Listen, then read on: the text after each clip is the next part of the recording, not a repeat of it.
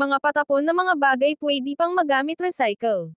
Dito ko ilagay ang charger, remote, suklay cellphone, ito ang laging na-misplace laging nawawala sa bahay ko. Ito na yung finished product.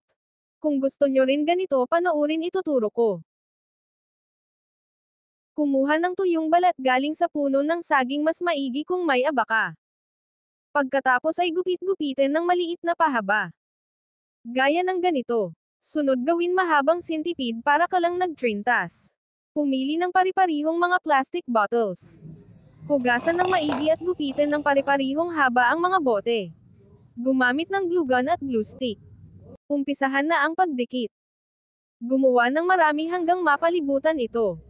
Lagyan ng tela gaya ng ganito. Gamit ang glue gun at glue stick idikit paikot. Kung gusto nyo lagyan ng mga palamuti at kulayan gamit ang varnish depende sa inyo kung paano nyo pagandahin. Ganito lang kadali gawin.